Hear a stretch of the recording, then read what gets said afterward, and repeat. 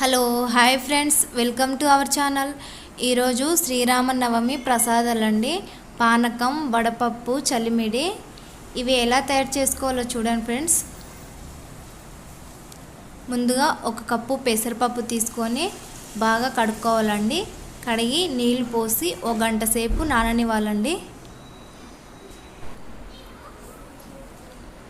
ఇది పక్కన పెట్టుకోవాలండి. ఇప్పుడు పానకం రెడీ చేద్దాం.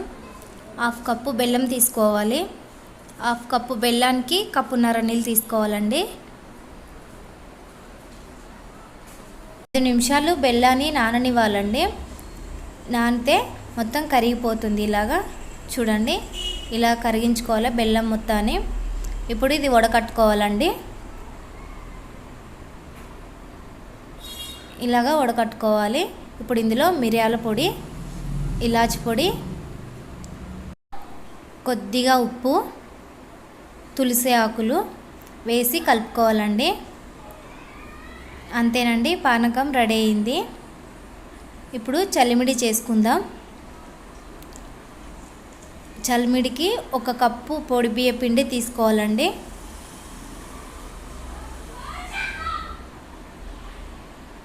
అదే కప్పుతో హాఫ్ కప్పు బెల్లం తీసుకోవాలి.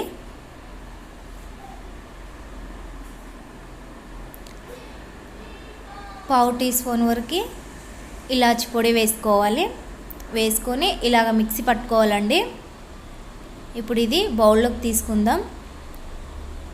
1 టీ స్పూన్ నెయ్యి వేసుకోవాలి.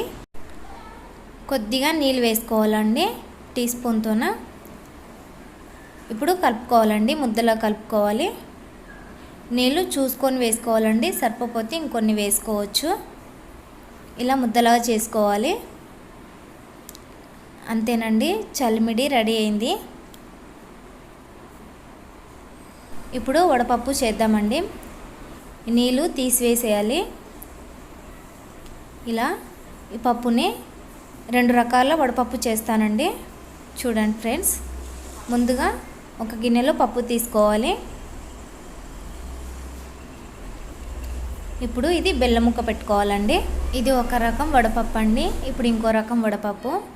పప్పులో చిన్న కట్ చేసుకున్న క్యారెట్ ముక్కలు వేసుకుందాం. అలాగే మామిడికాయ ముక్కలు, చిన్నగా కట్ చేసుకున్న కొబ్బరి ముక్కలు వేసుకోవాలండి, పచ్చి కొబ్బరి ముక్కలు. ఇప్పుడు కొద్దిగా మిరియాల పొడి, కొద్దిగా ఉప్పు వేసుకోవాలండి. వేసుకొని ఒకసారి బాగా కలుపుకోవాలి.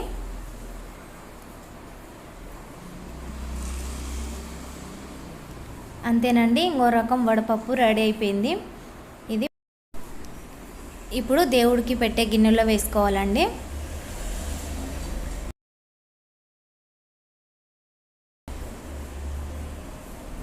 శ్రీరామనవమికి పానకం, వడపప్పు, చలిమిడి రెడీ అయింది ఫ్రెండ్స్. శ్రీరామనవమి ప్రసాదాలు రెడీ అయిపోయినాయండి. ఈ వీడియో మీకు నచ్చినట్లయితే లైక్ చేసి సబ్స్క్రైబ్ చేయండి friends. Thank you for watching.